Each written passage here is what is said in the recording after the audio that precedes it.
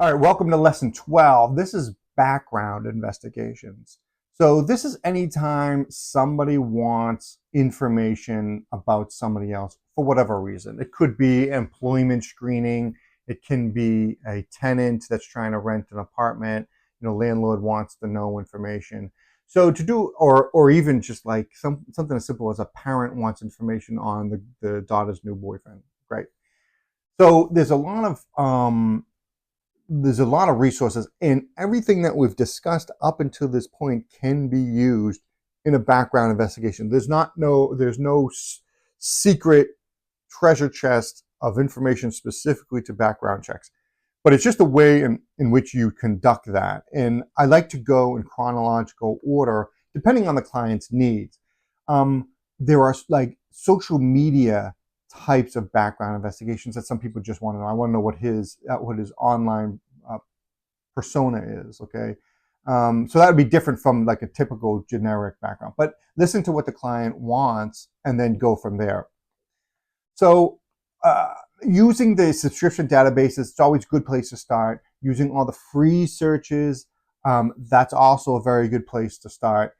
And then there's other types of information that you may want to gain, like let's say it's a second marriage. Let's say it's a divorced couple, older couple, and the new spouse, the new mate wants to know if there's any baggage in the new boyfriend, the adult, maybe let's say he's 40 or 50 years old. So one thing I would be interested after hearing that information, I'd be like, okay, let's go to assets, assessor's database. Let's look for real estate. How about let's look for bankruptcies? Let's look for divorce, alimony. This is all information you're going to get from either the subscription data sources or the courts. Bankruptcy, so easy to find information about bankruptcies and how you formulate it. You're going to put it into a report and you're going to submit it to the client. Very, very simple. You're basically taking all the skills, the sources of information, maybe even interviews. Maybe you go and interview somebody that maybe know them. And you're taking all that information and you're putting it into a nice, easy to read format and you're submitting it to the client. So that's basically the gist of the background investigation. With that said, you need to be careful in terms of what people want to know. Now, if it's OSINT, if it's open source intelligence, anybody has access to it.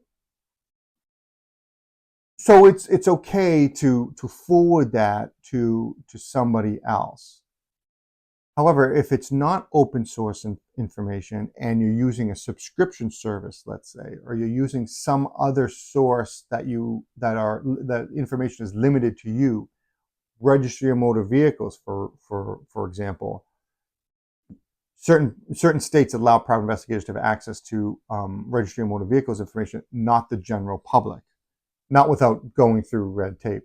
So you just want to be careful because there's a lot of identity theft laws and stuff in different states where could you get you jammed up, and it won't take more than just one complaint to the PI licensing authority to get your license pulled.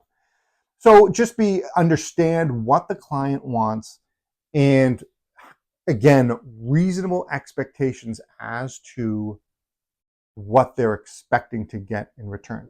I'll give you an example. I once had a guy call me, and he had recently divorced, and he called me and he said, I want everything I can find out about Jane Smith.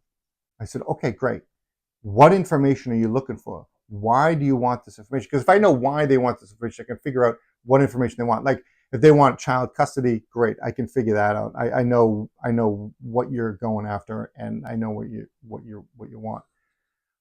But this guy was so vague, and he said, no, I just want everything you can find about her. I said, dude, that would take me about a year to compile. Do you know how much information there is about specific people? Let's pigeonhole it a little bit so I can figure out exactly what you want. And this guy was just so creepy on the phone. And I'm like, you know what, buddy? I have to tell you, I cannot help you. You're not asking for anything specific. And I cannot help you. Now, could I have put together some bogus thing and submitted to him? Yeah, I guess I could have. But I just, the gut feeling in me is like, this guy was just so vague in general. I'm like, I don't know that this guy's legit. But at the end of the day, you know, I just referred him to someone else and called it a day. It wasn't worth it. I just was very suspicious of this guy. So read the chapter. Take all the information that you've learned about data sources up until this point, and then you could put together a background investigation report, and you'll be successful. All right, do the practical assignment, and we'll move on to the next lesson.